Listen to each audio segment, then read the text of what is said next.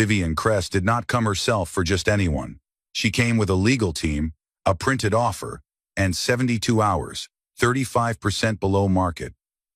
The house belonged to a contract laborer. It should have been simple. Garrett Shaw read it in his doorway with his work boots still on.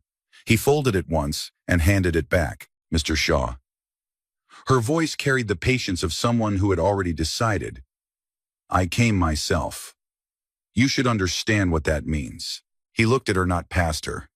At her long enough that the attorney beside him shifted his weight.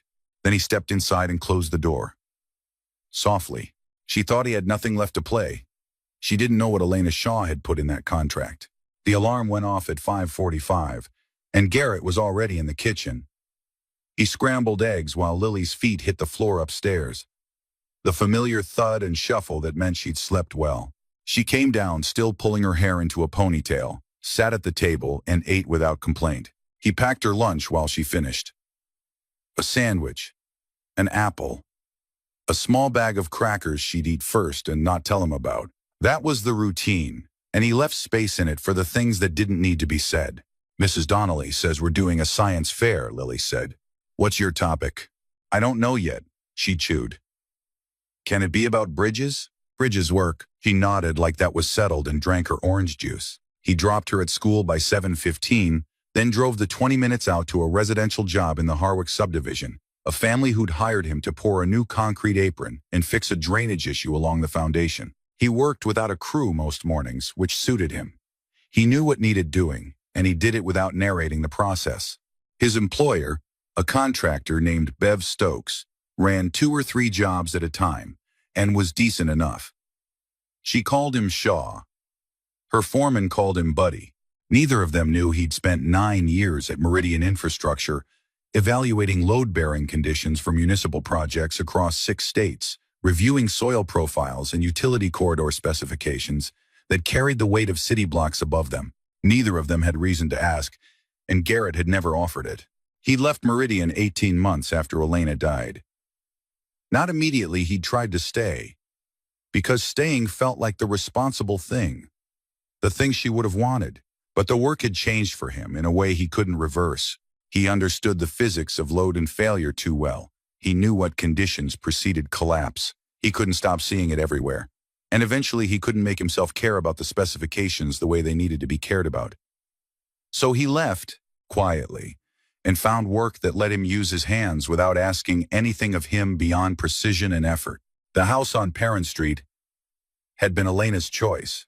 She'd found it before they were married, put down earnest money with her own savings, and walked him through it on a Saturday morning in October, pointing at walls she wanted to move and windows she wanted to add. He'd looked at the foundation, the roof pitch, the grade of the backyard, and told her it was sound. She'd laughed at him for that. She'd said, I already know it's sound. I'm asking if it's ours. It was theirs. He'd repaired it incrementally over the years, repointed the chimney, replaced the porch boards, reframed a doorway that had settled wrong. The work was always done correctly, with materials chosen for longevity over cost. Anyone in the construction industry who looked closely would have noticed that the decisions throughout the house reflected a level of structural understanding that went well beyond what you'd expect from a man who listed his occupation as independent contractor. Nobody looked that closely. On his way home from the Harwick job one evening, he stopped at his neighbor Ruth Calloway's house to fix a rotting porch step she'd mentioned twice in passing. She brought him sweet tea and sat in her chair while he worked. And she talked the way older women talk when they've decided someone needs company, whether or not they've asked for it. You hear about the Mendez family, she said. It wasn't a question. Signed last week. Everybody's signing. She looked down the street. Lot of money they're offering. It's not about the money. She was quiet for a moment. I know that. I knew your wife before I knew you. She picked that house on purpose. She told me about it once. Said she'd read the whole contract herself, every page. Ruth set down her glass, said she'd put something in it she wanted to last. He drove home. After Lily was asleep, he went to the closet shelf and brought down a box Elena had labeled in her handwriting, property, legal. Inside, under the insurance documents and the original deed, was a secondary agreement, an addendum. 3 pages, notarized, signed in November of 2018. 6 months before she died. He read it again, though he'd read it before. Then he picked up his phone and called a number he hadn't called in 2 years. "Daniel," he said when it picked up, "I need you to look at something." On the 14th floor of the Crest Development Building, Marcus Hale spread the site map across the conference table like a man laying down winning cards. He was 51, lean, and moved with the particular confidence of someone who had never been wrong in front of the right people, or at least had never been caught being wrong. 13 of 14 parcels signed, he said. "We close on 11 next week. The remaining 2 are ahead of schedule on negotiation." Vivian stood at the window with her coffee. The city below was bright and organized from up here. She'd spent 6 years making it look that way from wherever she stood. "The Shaw parcel," she said. "Corner of Perrin and Aldgate." Marcus tapped the map. "Not the largest lot, but it's the connection point for the underground utility corridor. Drainage, fiber, electrical conduit, all of it routes through that corner. Without it, we redesign from scratch. 6 months minimum. 11 million in redesign and delay costs." He refused the initial offer. He didn't engage with it. There's a difference. People who refuse negotiate. People who don't engage need a different kind of pressure. Marcus leaned back. "I'll have an in-person delivery. Make it clear this isn't a conversation anymore." "I'll come," Vivian said. Marcus blinked. "You don't need to. I want him to understand the situation directly." She turned from the window. "Send me the parcel file." Across the table, Claire Moss had the property file open in front of her. She was 31, 2 years into her role as junior counsel. And she read documents the way she'd been trained to all the way through, including the attachments. She had reached a section near the back of the file. The header read, "Addendum C, Secondary Use Restriction." The language was specific, the notary stamp was clear, and the date was November 2018. She looked up at the meeting. Marcus was summarizing the timeline slide. "Marcus," she said. "Claire, we're moving." She looked back down at the page. Then, without announcing it, she photographed it with her phone under the table. She closed the file. That evening, she sat alone at her desk, after the office emptied, and opened the photograph on her screen. She read the addendum a second time. She wrote a single line on a notepad. Then she looked at that line for a long time, thinking about what it would mean to say something, and what it would mean not to. She didn't send it to anyone. Not that night. 72 hours after the first visit, Garrett was still there. The convoy that arrived on Thursday morning was deliberate in its composition. Marcus's car, a company legal vehicle. 2 representatives from the firm Cress had retained for the acquisition. A pair of property management staff who stood near the curb, with the practiced neutrality of people paid to be present without being visible. The neighbors appeared on their porches the way neighbors do when something is about to be decided. Garrett had sent Lily to Ruth's house before 7. He'd made it ordinary, told her Ruth wanted help with something, packed her a snack, driven her over himself. Lily had accepted this without question, the way children accept most things when the adult delivering them is calm. He stood on the front steps when they came up the walk. Vivian was in the group this time. Not behind glass. Not behind a representative. She walked to the base of the steps and looked up at him, with an expression she probably thought was neutral. "I've given this more personal attention than any acquisition this year," she said. "I think you know the offer is fair. It's 35% below what the lot will be worth when your project is complete," Garrett said. "That's not fair. That's convenient." A small tension moved through the group. Marcus stepped forward. He had the practiced ease of someone who had ended a lot of conversations and enjoyed it. "Shaw, you're a contract laborer living in a house you couldn't replace on your income. Don't let pride cost you the one real asset you have." Down the street, Ruth Calloway came off her porch and started walking toward them. One of the legal representatives moved toward her, not aggressive, but sufficient. She stopped at the property boundary and stood with her arms crossed. The representative returned to the group. Garrett reached into the inside pocket of his jacket and removed an envelope. He descended the 2 steps to the walk and extended it toward the outside legal counsel, not Marcus, not Vivian. The attorney took it, examined the sealed flap, opened it, and read. His expression didn't collapse. It went still. "What is it?" Marcus said. The attorney kept his eyes on the paper. His voice was carefully even. "A formal request for disclosure review of Addendum C in the original purchase agreement for this parcel. Dated November 2018, he's citing a secondary restriction clause and requesting written confirmation of how it was addressed in the acquisition title review." A beat of silence that lasted just long enough. Marcus's jaw tightened. He had it under control in under 2 seconds, but Garrett had been watching for it, and he saw it. The slight recalibration. The decision being made about what face to wear next. "Handle it," Vivian said to the attorney. Her tone was businesslike. The inconvenience of a procedural objection being routed to the appropriate person. She turned and walked back toward the cars. Marcus followed, but before he reached the curb, he peeled off to the left and made a call. His back was to the group. His shoulders were close together. His voice didn't carry. Ruth caught Garrett's eye across the distance. She raised her eyebrows. He gave a small shake of his head. "Not yet." The legal convoy left within 10 minutes. Garrett went back inside. He poured a glass of water and stood at the kitchen counter and drank it. The house was quiet around him. He could hear the refrigerator. A bird somewhere outside. The tick of the heat coming on. He set down the glass and went back to work. The Caldwell Corridor project had contracted 3 subcontracting firms for different phases of the work, and one of them had hired Garrett through a contact who knew him as a reliable hand and asked no questions beyond whether he could show up on time and follow direction. He signed in at the gate the first Monday as general labor, was assigned to site prep on the eastern section, and spent the day doing what the site required, without distinguishing himself in any direction. He learned the layout of the project quickly. He'd spent 9 years reading construction sites, the way some people read rooms, absorbing the information passively, filing it without effort. By the end of the first day, he understood the scope of what was being built, the sequence of the work, and the places where the work was proceeding on assumptions that the ground beneath them might not support.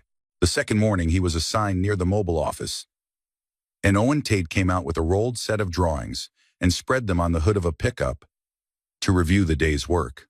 Owen was 52, a site engineer who'd been doing this since before the GPS units they now use to mark grades had existed.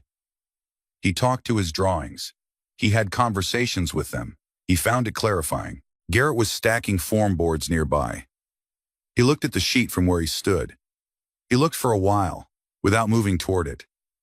Then he picked up his notebook. Owen noticed. "Something bothering you?" "The drainage grade on the B7 section." Garrett pointed without touching the drawing. "That soil profile they've noted, it's not accurate for this part of Caldwell. There's a clay lens running about 4 feet down along this corridor. Heavy frost cycles compress it progressively.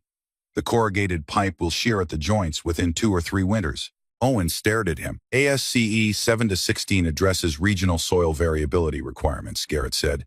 "They've applied a standard Eastern Virginia profile. This section of Caldwell runs over a different geological substrate. The Meridian Survey from 2016 flagged it." The silence stretched. "Who are you?" Owen said. "Someone who knows this ground." Owen looked at the drawing for a long time. Then he capped his pen. "Come with me." He ordered 3 soil borings along the B7 run the following morning, citing internal review concerns. The borings came back in 48 hours. The clay lens was there, continuous, at 3 feet 10 inches exactly as Garrett had described. The 3-day halt on that section landed in Marcus Hale's inbox as a flag delay. He called Owen directly and demanded the engineering basis for the stoppage. Owen gave him the boring data.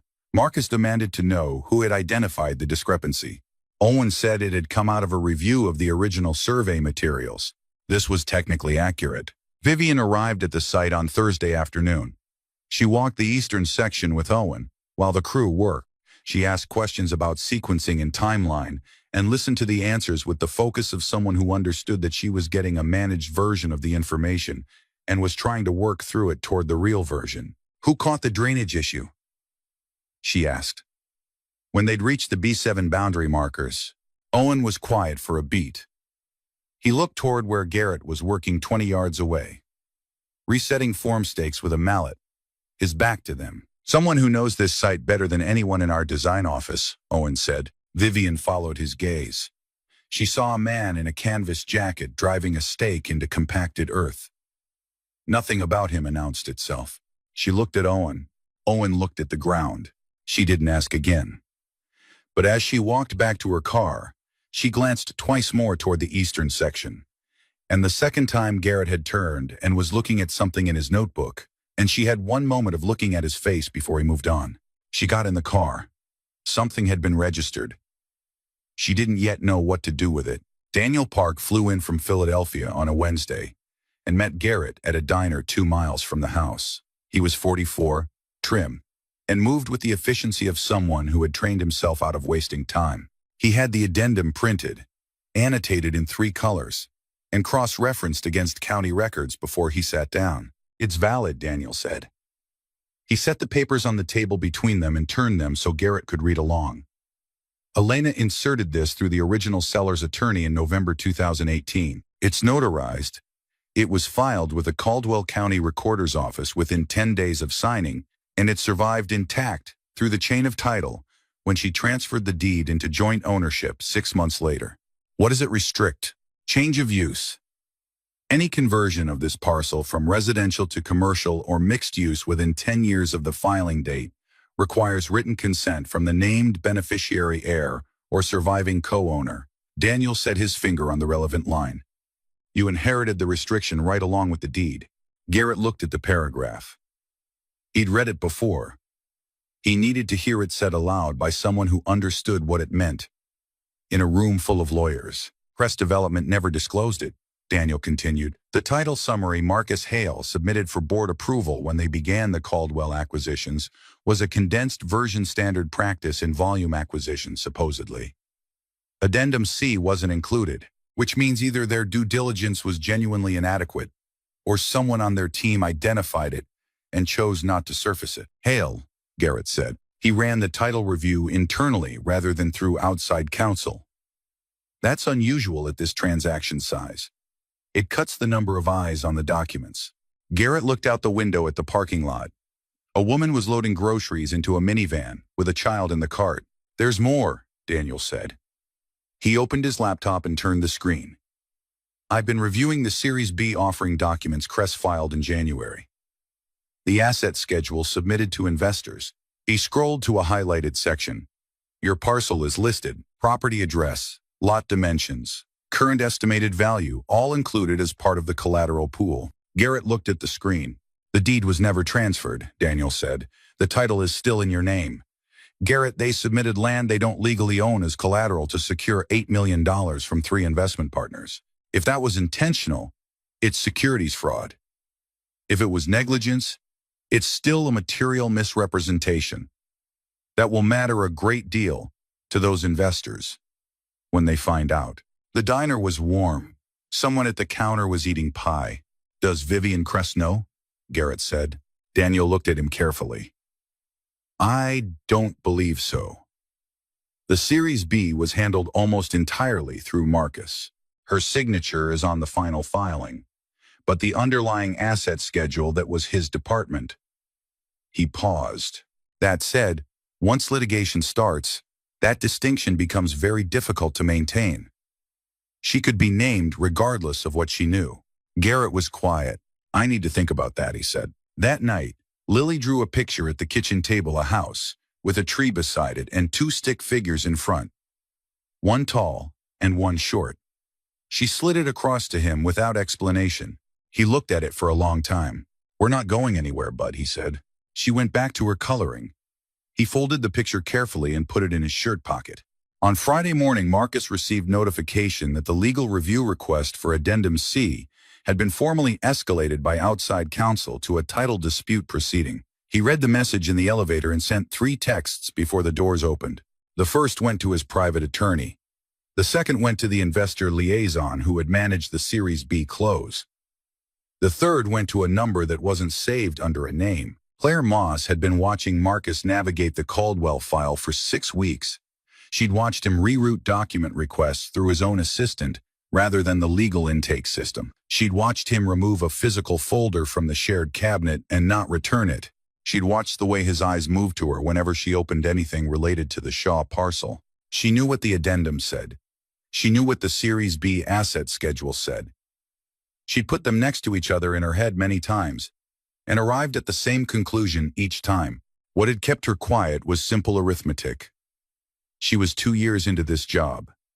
She didn't have a partner's name on her wall, and she was not certain that being right was the same as being protected. What changed her mind was watching Marcus issue the order to restart the B7 drainage section despite the boring results that Owen Tate had formally documented. She sat in the meeting and listened to him override a registered engineering concern, because the timeline mattered more to him than the ground beneath the project. And she thought about the parcel and the addendum and the investors, and she decided that the arithmetic had changed. She called Daniel Park from the parking garage on her personal phone. She'd found his name in the county records filing. She spoke for 11 minutes. Then she forwarded him 3 attachments. The original Addendum C from the county recorder's archive, the condensed title summary Marcus had submitted for board approval, and an email chain from March, in which Marcus had explicitly directed the external title firm to work from the condensed version only and not to append secondary agreements. She sat in her car for a few minutes afterward. Then she went back to her desk and cleared her afternoon calendar. Daniel called Garrett at noon. "We have the email," he said. "It's unambiguous." He knew the addendum existed and he buried it deliberately. Garrett was standing in the driveway at the Harwick job with a level in his hand. He set the level down on the hood of his truck. "I need to talk to her first," he said. "Garrett, before we file anything. Directly. If she didn't know, she deserves to decide what she does about it, before a judge does it for her." There was a pause on the line. "You don't owe her that. She came to your house with lawyers." "I know." He picked the level back up. "Set up the formal filing for a week out. Whatever comes after that, comes after." He went to the Crest Development Building the following Tuesday. He didn't have an appointment.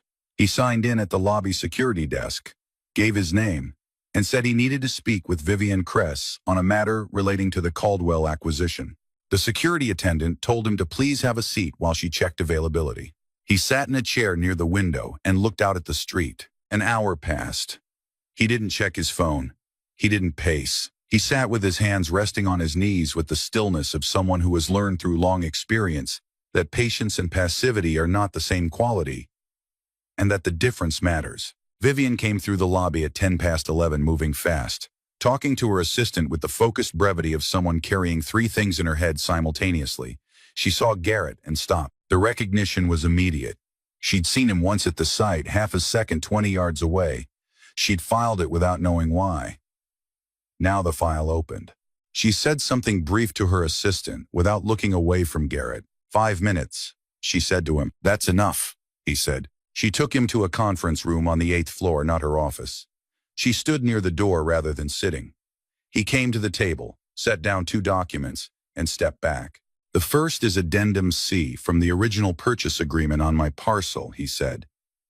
"The second is the relevant page from your Series B asset schedule." She came to the table and looked at the documents.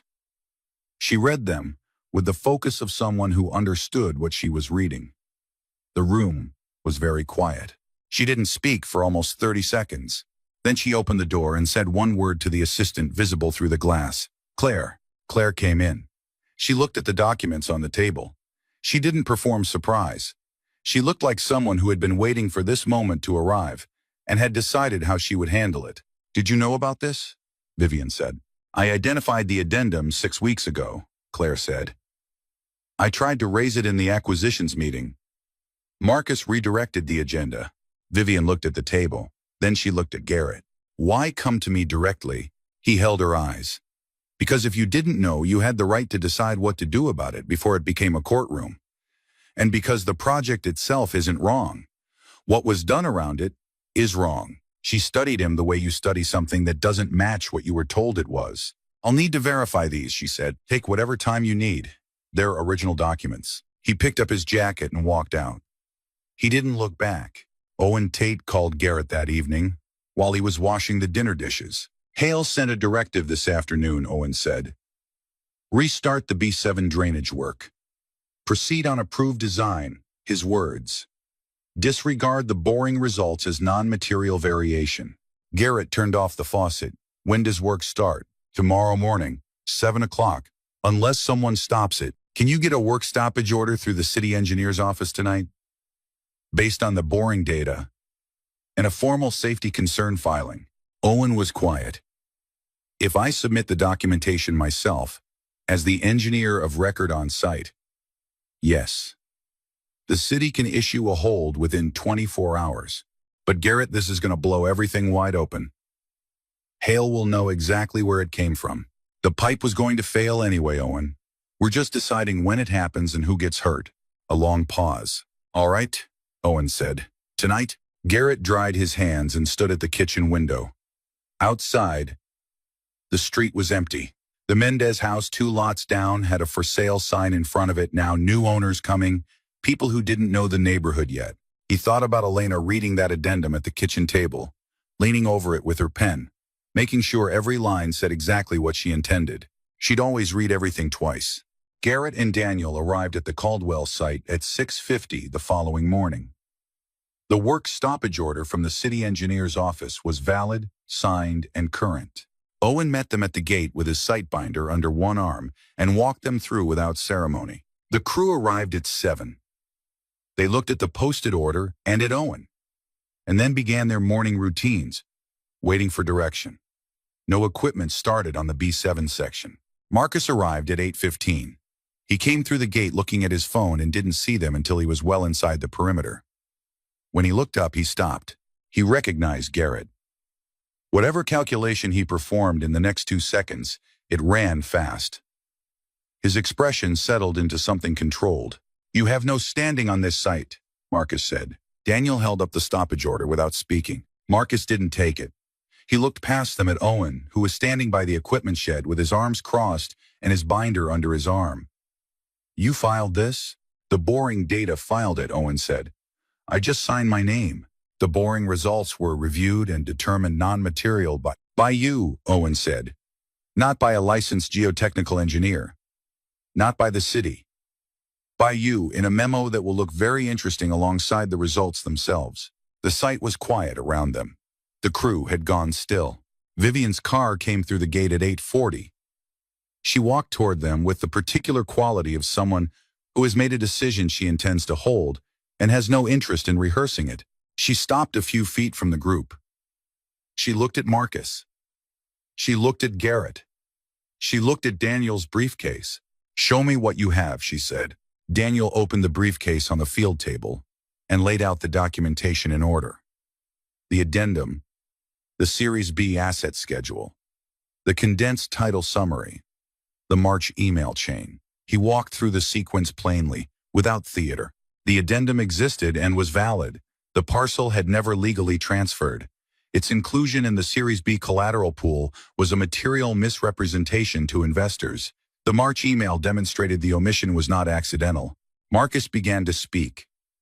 He spoke with the fluency of someone who had prepared for this, who had a version of events ready and believed he could make it land. He said the addendum had been reviewed and deemed non-material by the title firm. He said the condensed summary was an industry-standard format.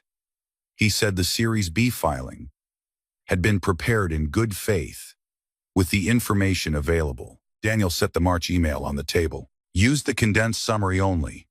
Do not append secondary agreements. Marcus looked at the email. He looked at it for a moment longer than a man, with nothing to hide, would need to. Then he turned toward Vivian. You're not going to let a former construction worker blow up a $400 million project over a paperwork technicality. Garrett looked at him. He didn't raise his voice. The words came out level and clean, with the weight of something that had been carried a long time. That clause was written by my wife. She put it there because she believed that a place people call home deserves to be protected by law. You knew it existed.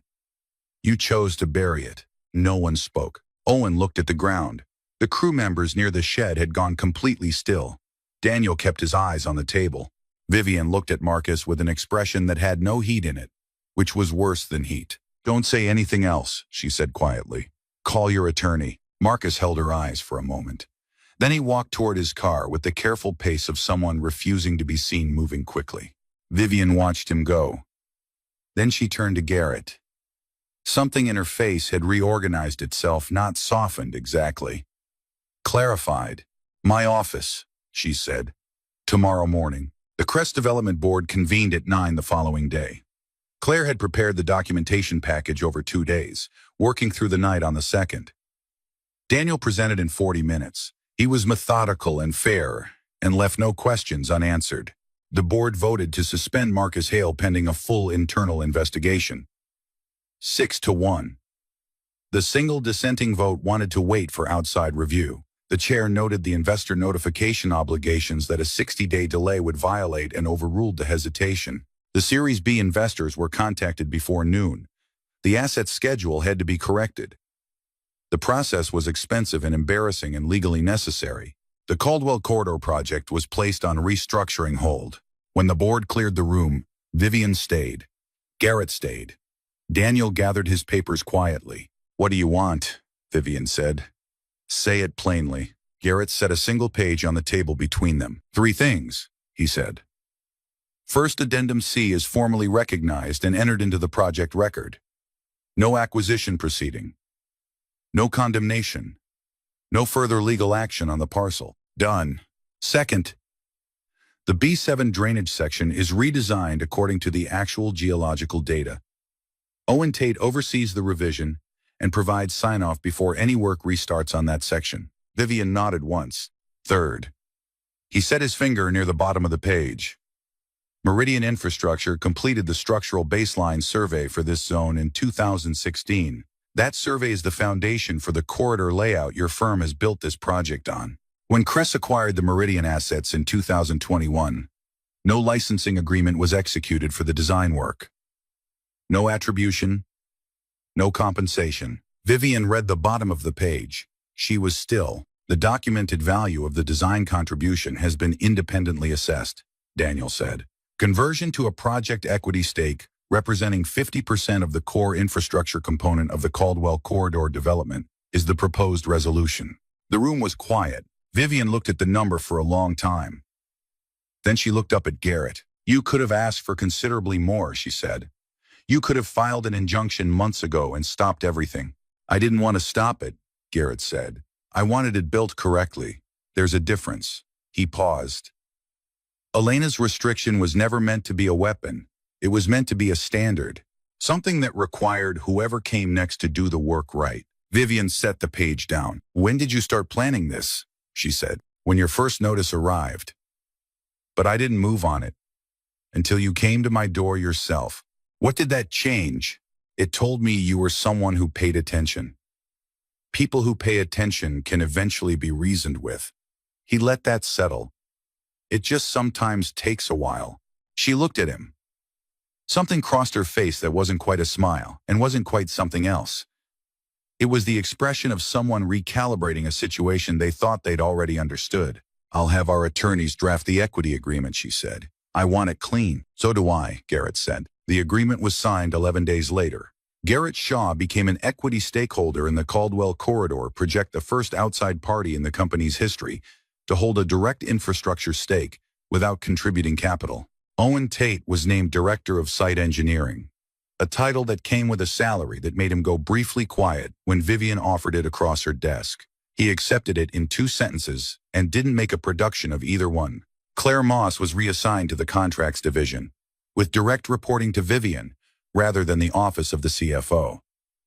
She started the following Monday and did not look back. The B7 drainage section was redesigned over 3 weeks by a geotechnical firm working from the actual boring data. Owen's signature went on the cover sheet. The work restarted on a Thursday morning with the right pipe in the right ground. Marcus Hale's suspension became termination on day 31. The investor misrepresentation matter was referred to the State Securities Commission.